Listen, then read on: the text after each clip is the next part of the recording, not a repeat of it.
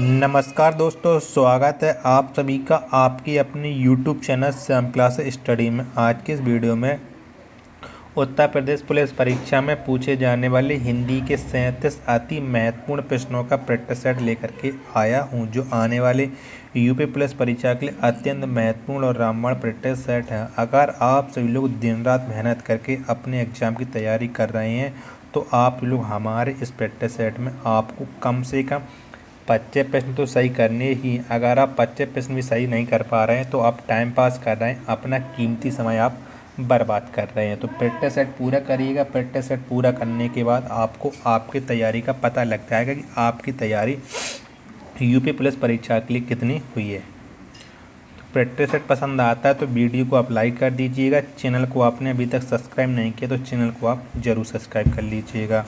और इस practice set को आप अपने सभी छोटे भाई बहनों के पास ज़रूर शेयर कर देना, जिससे वो भी लोग इस प्रैक्टिस सेट को लगाएं और उन लोगों को भी अपनी तैयारी का पता लगता है कि उनकी तैयारी यूपी पुलिस परीक्षा के लिए कितनी हुई है। तो चलिए शुरू करते हैं आज का अपना हिंदी का प्रैक्टिस सेट नंबर 233। इससे पहले मैं हिंदी के 229 प्रैक्टिस सेट अपलोड कर चुका हूं। अगर आपने वो नहीं देखे तो सारे प्रैक्टिस सेट आपको प्ले लिस्ट में मिल जाएंगे, तो वहाँ जा कर के आप सारे प्रैक्टिस सेटों को एक साथ लगा सकते हैं। तो चलिए शुरू करते हैं आज का अपना 37 प्रश्नों का हिंदी का प्रैक्टिस सेट नंबर 230। तो पहला क्वेश्चन है आपके सामने, कनक कुघर केदार बीज सुंदर बर इस पंक्ति में किस अलंकार की योजना हुई है। तो आपको बताना है कि इसमें कौन सा अलंकार है, ये बताना है। कनक कुघर केदार बीज सुंदर बर, तो इस पंक्ति में कौन सा अलंकार है। तो इस पंक्ति में का वर्ण की मतलब आवृत्ति बार बार हुई है, तो इस यहाँ पर अलंकार हो जाएगा अनुप्रास अलंकार। ऑप्शन नंबर बी इसका राइट आंसर हो जाएगा।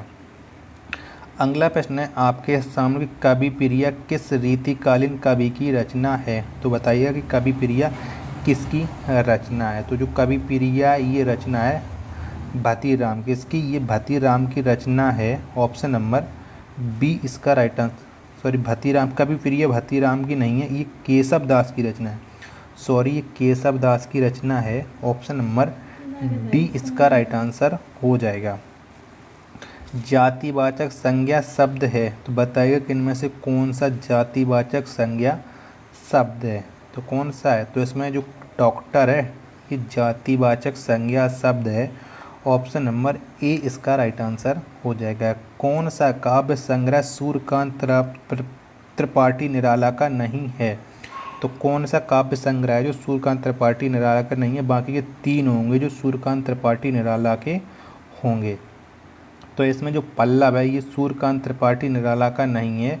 ऑप्शन नंबर डी इसका राइट आंसर हो जाएगा। अगला प्रश्न है आपके सामने कि निम्नलिखित में कौन सा शब्द संज्ञा है। तो बताइए कि इनमें से कौन सा शब्द है जो संज्ञा है। तो कौन सा है, तो इसमें क्रोध, कौन सा क्रोध ये संज्ञा शब्द है। ऑप्शन नंबर बी इसका राइट आंसर हो जाएगा। कौन सा शब्द हमेशा बहुवचन में प्रयुक्त होता है। तो कौन सा शब्द हमेशा बहुवचन प्रयुक्त होता है। तो प्राण ये हमेशा बहुवचन में प्रयुक्त होता है। ऑप्शन नंबर सी इसका राइट आंसर हो जाएगा। पट पीत मानव तड़त रुद्र सुधि नेमि जनक सुतार इस पंक्ति में किस अलंकार की योजना है। तो बताना है कि इसमें कौन सा अलंकार है। तो कौन सा अलंकार है, तो आपको पता है कि जहाँ मनहु मानव जनहु जानो ये होता है, तो वहाँ होता है उपमा अलंकार। ऑप्शन नंबर डी इसका राइट आंसर हो जाएगा। नेक्स्ट है आपके सामने की सा का उच्चारण स्थान क्या है। तो क्या है सा का उच्चारण स्थान। तो इसका उच्चारण स्थान है तालु। क्या तालु इसका उच्चारण स्थान है। ऑप्शन नंबर ए इसका राइट आंसर हो जाएगा। नेक्स्ट है आपके सामने की निम्नलिखित में कौन सा ऊष्म व्यंजन वर्ण नहीं है। तो बताइएगा इनमें से कौन सा ऊष्म व्यंजन वर्ण नहीं है। तो कौन सा नहीं है, तो इसमें जो रा है रा ये ऊष्म व्यंजन वर्ण नहीं है। ऑप्शन नंबर डी इसका राइट आंसर हो जाएगा। जिस वाक्य में वचन का सही प्रयोग हुआ है। तो बताइएगा इनमें से किन से वाक्य में वचन का सही प्रयोग हुआ है। तो मेरे होश उड़ गए, ये सही हुआ लिखा है। ऑप्शन नंबर डी इसका राइट आंसर हो जाएगा। महीप का सही संधि विच्छेद किया है तो कौन सा है? महीप का सही संधि विच्छेद ये आपको बताना है। तो कौन सा है? तो महीप का सही संधि विच्छेद है मही प्लस ई बराबर महीप। ऑप्शन नंबर डी इसका राइट आंसर हो जाएगा। नेक्स्ट प्रश्न है आपके सामने, गगनचुंबी किस प्रकार का समास है? तो किस प्रकार का समास है गगनचुंबी, ये आपको बताना है। तो किस प्रकार का समास है? तो गगनचुंबी है तत्पुरुष समास। कौन सा? ये तत्पुरुष समास है। ऑप्शन नंबर सी इसका राइट आंसर हो जाएगा। ईद का चांद होना मुहावरे का सही अर्थ क्या है? तो क्या अर्थ हो जाएगा? ईद का चांद होना। तो इसका अर्थ हो जाएगा कभी कभी दिखना। क्या? कभी कभी दिखना। ऑप्शन नंबर ए इसका राइट आंसर हो जाएगा। अगला प्रश्न है आपके सामने कि इहलोक का विपरीतार्थक शब्द निम्न में क्या है? तो कौन सा शब्द हो जाएगा इहलोक का विपरीतार्थक, यानी विलोम शब्द? तो इहलोक का विपरीतार्थक हो जाएगा परलोक। कौन सा? परलोक। ऑप्शन नंबर बी इसका राइट आंसर हो जाएगा। नेक्स्ट है आपके सामने कि निम्नलिखित में कौन सा शब्द वर्तनी के आधार पर शुद्ध है? तो कौन सा शब्द है जो वर्तनी के आधार पर शुद्ध है? तो कौन सा है? तो इसमें जो अनिष्ट है ये वर्तनी के आधार पर शुद्ध है। ऑप्शन नंबर डी इसका राइट आंसर हो जाएगा। नेक्स्ट है आपके सामने कि उत्पत्ति के आधार पर उत्पत्ति के आधार पर कौन शब्द का भेद नहीं है? तो कौन सा है जो उत्पत्ति के आधार पर शब्द का भेद नहीं है? तो इसमें जो योग है ये उत्पत्ति के आधार पर शब्द का भेद नहीं है। ऑप्शन नंबर डी इसका राइट आंसर हो जाएगा। अगला प्रश्न है आपके सामने, कन्नौजी हिंदी की किस उपभाषा की बोली है? तो कन्नौजी हिंदी की कौन सी उपभाषा की बोली है? तो ये है पश्चिमी हिंदी की बोली। किसकी? ये पश्चिमी हिंदी की बोली है। ऑप्शन नंबर बी इसका राइट आंसर हो जाएगा। अगला प्रश्न है आपके सामने कि श्री गुरु चरण सरोज रज निज मन मुकुर सुधार बरनौ रघुबर बिमल जस जो दायक फली चार। उपरोक्त पंक्ति में छंद का प्रकार है। तो बताइए कि इनमें से कौन सा छंद है? तो कौन सा छंद है? तो ये है दोहा। क्या ये दोहा है? ऑप्शन नंबर ए इसका राइट आंसर हो जाएगा। नेक्स्ट प्रश्न है आपके सामने के नील सरोहु श्याम तरुण अरुण बारिज नयन करहूँ सो मम उर धाम सदा क्षीर सागर चैन। तो बताना इसमें कौन सा छंद है? तो कौन सा है? तो ये है सोरठा। कौन सा? ये सोरठा है। ऑप्शन नंबर बी इसका राइट आंसर हो जाएगा।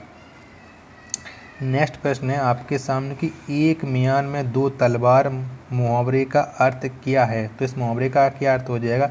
एक मियान में दो तलवार। तो इसका अर्थ हो जाएगा एक ही स्थान पर दो समान अधिकारी नहीं रह सकते। ऑप्शन नंबर बी इसका राइट आंसर हो जाएगा। तमस किसकी रचना है? तो किसकी रचना है तमस, ये आपको बताना है। तो किसकी रचना है?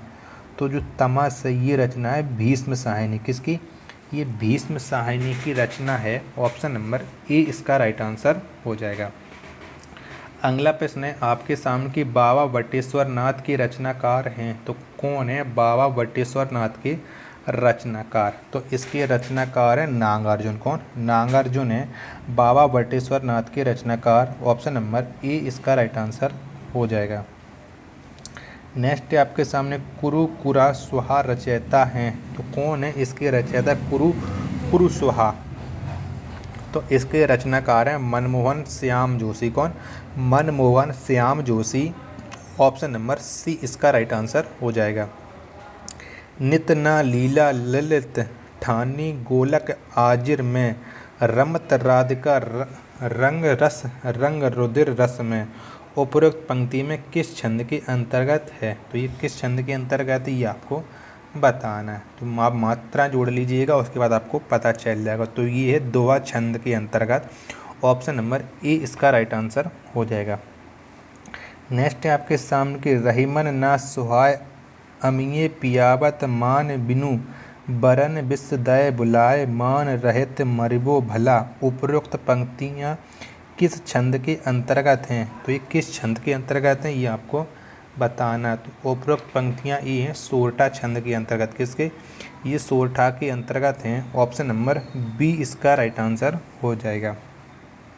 किस वाक्य में विशेषण संबंधी अशुद्धि नहीं है, तो बताना है किस में विशेषण संबंधी अशुद्धि नहीं है।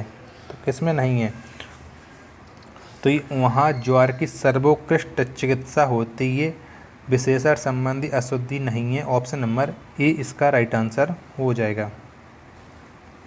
अगला प्रश्न है आपके सामने कि चीप की दावत किसकी कृति है, तो किसकी कृति है चीप की दावत, तो ये कृति है भीष्म सहायनी, किसकी, ये भीष्म सहायनी कृति है।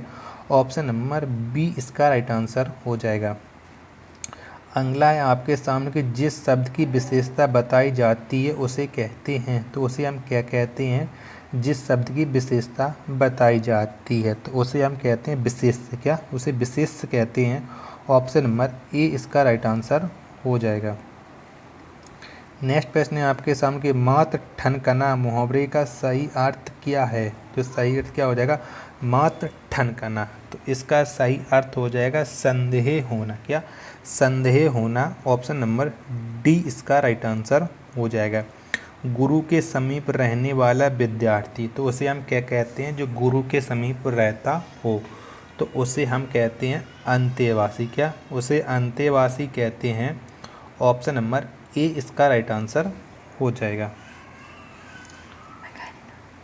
अगला प्रश्न है आपके सामने कि जिसके पास कुछ ना हो तो क्या कहते हैं, जिसके पास कुछ ना हो, तो इसके लिए एक शब्द हो जाएगा अकिंचन, क्या, अकिंचन हो जाएगा। ऑप्शन नंबर बी इसका राइट आंसर हो जाएगा। जो सब कुछ जानता हो, तो इसके लिए एक शब्द क्या हो जाएगा कि जो सब कुछ जानता हो, तो इसके लिए एक शब्द हो जाएगा सर्वज्ञ, क्या, सर्वज्ञ हो जाएगा। ऑप्शन नंबर सी इसका राइट आंसर हो जाएगा। अगला प्रश्न है आपके सामने कि जिसका ज्ञान इंद्रियों द्वारा ना हो सके, तो इसके लिए एक शब्द क्या हो जाएगा, जिसका ज्ञान इंद्रियों द्वारा ना हो सके, तो इसके लिए एक शब्द हो जाएगा अगोचर, क्या, अगोचर। ऑप्शन नंबर डी इसका राइट आंसर हो जाएगा। जो बीत चुका हो, जो बीत चुका हो, इसके लिए एक शब्द क्या हो जाएगा, तो इसके लिए एक शब्द हो जाएगा अतीत, कौन सा, अतीत। ऑप्शन नंबर बी इसका राइट आंसर हो जाएगा। अंक का पर्यायवाची है तो कौन सा है, अंक का पर्यायवाची ये आपको बताना है। तो अंक का पर्यायवाची है संख्या, कौन, संख्या, ये अंक का पर्यायवाची है। ऑप्शन नंबर डी इसका राइट आंसर हो जाएगा। अगला प्रश्न है आपके सामने कि निम्न में दीर्घ स्वर्ग नहीं है, तो बताइए इनमें से कौन सा है जो दीर्घ स्वर्ग नहीं है, तो कौन सा नहीं है, तो इसमें जो ई है, छोटी ई, ये दीर्घ स्वर्ग नहीं है। ऑप्शन नंबर ए इसका राइट आंसर हो जाएगा। तो आप बताइए कि आपने हमारे इस प्रैक्टिस सेट में कितने प्रश्न सही किए हैं और आपको ये प्रैक्टिस सेट कैसा लगा। प्रैक्टिस सेट पसंद आया हो तो वीडियो को आप लाइक कर दीजिएगा। चैनल को आपने अभी तक सब्सक्राइब नहीं किया तो चैनल को आप जरूर सब्सक्राइब कर लीजिएगा। मिलते हैं अपन नेक्स्ट प्रैक्टिस सेट में, तब तक के लिए धन्यवाद। जय हिंद मेरे प्यारे साथियों।